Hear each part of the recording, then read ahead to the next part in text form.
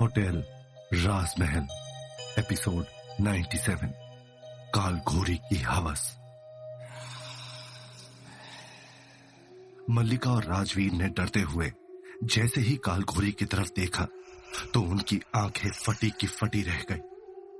उस घेरे के बीचों बीच काल घोरी के ठीक सामने एक लड़की बैठी है। उस लड़की के लंबे घने बाल उसके चेहरे पर फैले हुए हैं और उसके चेहरे पर सिर्फ उसकी आंखें दिख रही हैं, जो इस वक्त खून की तरह लाल है। उसके सीने में खंजर खुपा हुआ है और उसके हाथों और पैरों पर जख्मों के निशान हैं। उस लड़की को वहां पर देखते ही मल्लिका और राजवीर की बोलती बंद हो जाती है। वो दोनों काफी ज्यादा घबरा जाते हैं। तभी अचानक से काल घोरी अपने हाथ में मुट्ठी भरकर मिर्ची लेता है और उसे उस लड़की के ऊपर फेंक देता है। उस लड़की ने तेज आवाज में चीखते हुए तुरंत अपना चेहरा दूसरी तरफ घुमा लिया। उसकी दर्दनाक चीख पूरे होटल में गूंज उठी। उसने अपना चेहरा वापस घुमाया तो मल्लिका और राजवीर उसका चेहरा देखकर बेहद हैरान रह गए। उनका मुंह खुला का खुला रह गया। वो लड़की कोई और नहीं बल्कि काव्या ही है, मगर इस बार काव्या अलग रूप में लग रही है। वो काफी डरावनी दिख रही है, मगर इसके साथ साथ उसकी आंखों में एक डर है, एक बेबसी और एक मजबूरी है जो साफ साफ देखी जा सकती है। इससे पहले कि काव्या कुछ कह पाती, काल घोरी ने अपना हाथ आगे बढ़ाया और उसके बालों को पकड़ लिया। काव्या दर्द से बुरी तरह से छटपटाने लगी। ऐसा लग रहा है जैसे काल घोरी के हाथों की छुअन भी उसे तकलीफ दे रही हो। वो दर्द में इस कदर तड़पने लगी जैसे किसी ने उसके शरीर को आग में झोंक दिया हो। छोड़ो, छोड़ो मुझे! वो पूरी तरह से चीखने चिल्लाने लगी, मगर वहां पर उसकी बात सुनने वाला कोई भी नहीं है। अब बोल लड़की, अब तू मेरे हाथ में है, मेरे हाथ में, आंतरिक काल घोरी के हाथ में। अब तेरा कुछ नहीं हो सकता।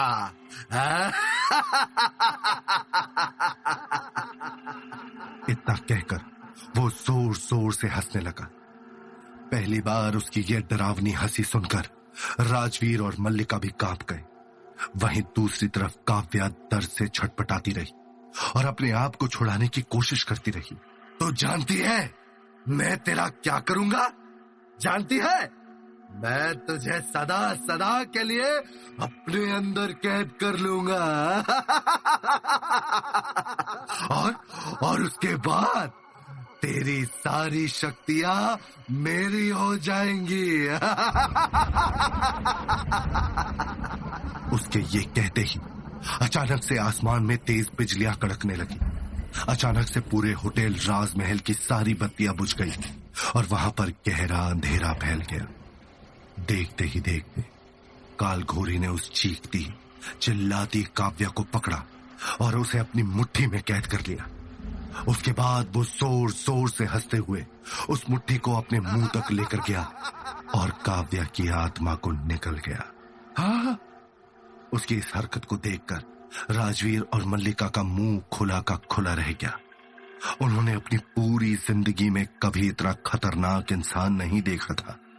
उसके ऐसा करते ही अचानक से वहां का सारा माहौल शांत हो गया और होटल राजमहल के अंदर एक बार फिर रोशनी हो गई। ये सब देखकर मल्लिका और राजवीर ने भी सुकून भरी सांस ली।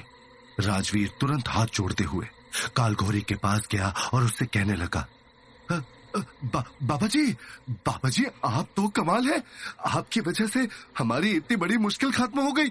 मैं तो जिंदगी भर के लिए आपका एहसानमंद हो गया। सिर्फ तेरे एहसान से मेरा पेट नहीं भरेगा मूर्ख।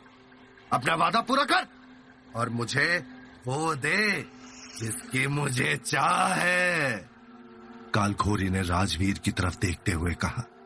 अब हाँ बाबा जी, कहिए ना, आपको क्या चाहिए?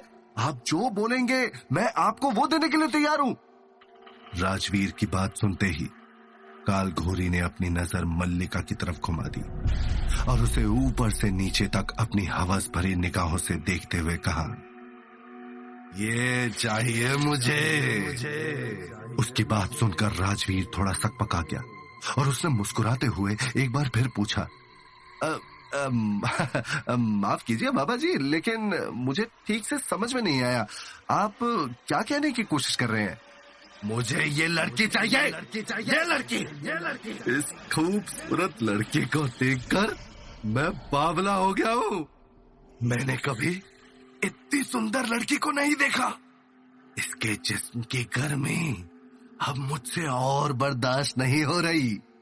मैं इसे पाना चाहता हूँ, हर हालत में। कालखोरी की बात सुनकर राजवीर और मल्लिका के होश उड़ गए।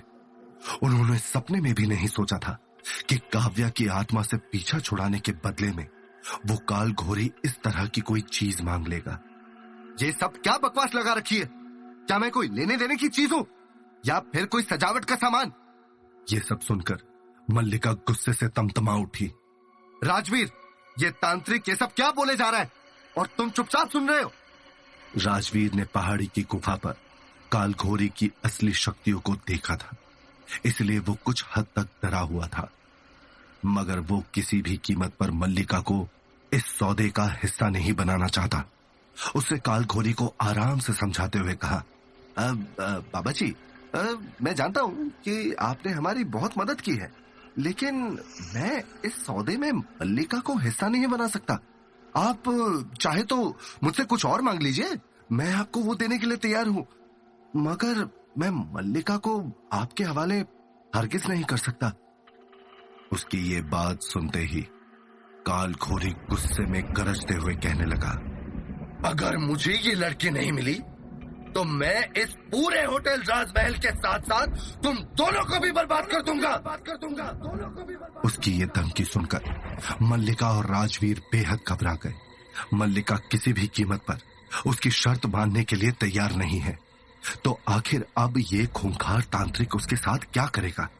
अगर तुम दोनों ने मुझे मेरी मनपसंद चीज नहीं दी तो मैं इस पूरे होटल राजमहल को और तुम दोनों को जड़ से उखाड़ कर खत्म कर दूंगा। कोई तुम्हें पहचान भी नहीं पाएगा और किसी को यह याद नहीं रहेगा कि तुम कभी इस दुनिया में थे भी।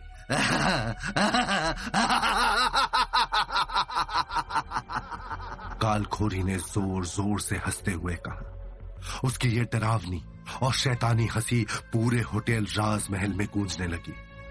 उसकी हंसी की गूंज से मल्लिका और राजवीर अंदर तक सिहर उठे, मगर इसके बावजूद भी उनका गुस्सा कम नहीं हुआ। बाबा जी, अगर आपको चाहिए तो मैं आपको बड़े बड़े बंगले देने के लिए तैयार हूँ। आप कीमती से कीमती हीरा मांगिए, मैं आपके लिए लाने को तैयार हूँ, मगर ये लड़की मेरे लिए कोई सौदे की चीज नहीं है। मैं आपके हवाले कैसे कर सकता हूँ इसे? राजवीर, जो अब तक उस कालघोरी के आगे पीछे घूम रहा था, अब उसकी धैर्य की सीमा भी टूट चुकी है। हीरा? अरे मैं हीरा क्यों मांगू जब मेरे सामने खुद कोहिनूर खड़ा है? जरा देखो इस लड़की को। इसका ये सोने जैसा दमकता बदन, ये रेशमी जुल्फे, इसकी नशीली आंखें और सबसे बड़ी बात, इसके ये रसीले मुलायम होठ। अरे ये सब मुझे पागल कर रहे हैं। मैं तो बस ख्वाब देख रहा हूँ कि कब इस लड़की को अपने बिस्तर तक लेकर जाऊंगा। ये कहते कहते उस तांत्रिक कालखोरी के चेहरे पर एक हवस भरी मुस्कान आ गई, जिसे देखकर मल्लिका का पारा 7वें आसमान पर पहुंच गया। तुम्हारी इतनी हिम्मत कि मेरे ही होटल में आकर मेरे लिए ही इस तरह की घटिया बातें कर रहे हो? क्या तुम जानते भी हो कि मैं कौन हूं? तुमने हमारी बहुत मदद की और उसके लिए हम तुम्हारे शुक्रगुजार भी हैं, लेकिन इससे ज्यादा हम तुम्हें कुछ भी नहीं दे सकते। तुम्हारी बेहतरी इसी में है कि जो तुम्हें मिल रहा है उसे लेकर चुपचाप यहां से निकल जाओ, वरना मैंने पुलिस को बता दिया कि तुम मेरे साथ छेड़खानी कर रहे हो तो तुम्हारी सारी जिंदगी हवालात के पीछे गुजरेगी। अब अगर अपनी खैर चाहते हो तो यहाँ से चुपचाप चले जाओ, नहीं तो आगे क्या होगा इसकी जिम्मेदारी मेरी नहीं है। ये कहकर मल्लिका वहां से जाने लगी, मगर तभी अचानक से पूरे होटल राजमहल में तेज हवाएं चलने लगी। सब जगह आंधी ही आंधी हो गई और धूल भरे बवंडरों ने पूरे होटल राजमहल को घेर लिया। अचानक से पूरे होटल राजमहल की सारी खिड़कियां और दरवाजे धाड़ धाड़ की आवाज के साथ खुलने और बंद होने लगे। राजवीर और मल्लिका ये सब देखकर बहुत हैरान रह गए। उन्हें समझ में नहीं आ रहा कि अचानक से ये सब क्या हो रहा है। ये सब क्या हो रहा है? मल्लिका ने इधर उधर देखते हुए राजवीर से पूछा। मेरा प्रकोप है ये। तुम दोनों ने मेरी बात नहीं मानी ना, तो अब तुम देखो कि मैं तुम्हारे साथ क्या करता हूँ। इतना कहते ही उस तांत्रिक अघोरी ने अपना हाथ ऊपर उठाया और अचानक से आसमान में तेज बिजली कड़कने लगी। ये सब देखकर मल्लिका और राजवीर बेहद घबरा गए। वो दोनों ये बात अच्छी तरह से जानते हैं कि उन्होंने काल घोरी को बहुत ज्यादा नाराज किया है और अब उसके गुस्से से उन्हें कोई नहीं बचा पाएगा। वो एक एक करके अपना हाथ ऊपर उठाने लगा और होटल राजमहल का सारा सामान टूट टूट कर नीचे गिरने लगा। उसने अचानक से एक मंत्र पढ़ते हुए एक दीवार की तरफ देखा और वो दीवार वहीं के वहीं ढहकर मिट्टी हो गई। इसी तरह से वो एक एक करके पूरे होटल राजमहल में तबाही फैलाने लगा। अचानक से मल्लिका तुरंत राजवीर के पास पहुंच गई और उससे कहा, हमें इस तांत्रिक को रोकने का कोई ना कोई उपाय निकालना ही होगा, नहीं तो ये सब कुछ तबाह कर देगा। तुम रुको, मैं आखिरी बार इस बुड्ढे को समझाने की कोशिश करता हूं, राजवीर ने मल्लिका से कहा। और इतना कहते ही वो तुरंत हाथ जोड़कर उस तांत्रिक अघोरी के पास पहुंच गया और उससे कहा, बाबा हमें माफ कर दीजिए, शांत हो जाइए। अगर आप इसी तरह से गुस्सा करते रहे तो ये पूरा होटल राजमहल बर्बाद हो जाएगा। राजवीर के ऐसा कहते ही वो काल घोरी बेहद नाराज हो जाता है। वो गुस्से से राजवीर की तरफ देखता है और अपने सिर्फ एक हाथ से उसे धक्का मारते हुए होटल के दूसरे कोने पर गिरा देता है। राजवीर का पूरा शरीर दर्द से छटपटाने लगता है और उसे ऐसा महसूस हो रहा है जैसे उसके शरीर में जान ही ना बची हो। राजवीर! उसकी ये हालत देखकर मल्लिका तुरंत उसकी तरफ भागती है, मगर इससे पहले कि वो राजवीर तक पहुंच पाती, उसके सामने वो काल घोरी आ जाता है। वो काल घोरी इस वक्त दिखने में और भी कहीं ज्यादा खतरनाक लग रहा है। उसे देखकर मल्लिका के रोंगटे खड़े हो जाते हैं। वो अपनी बड़ी बड़ी खतरनाक आंखों से सिर्फ मल्लिका के सीने को घूर रहा है। अचानक से उसके चेहरे पर एक बड़ी सी मुस्कान आ जाती है और उसके काले पीले दांत नजर आने लगते हैं।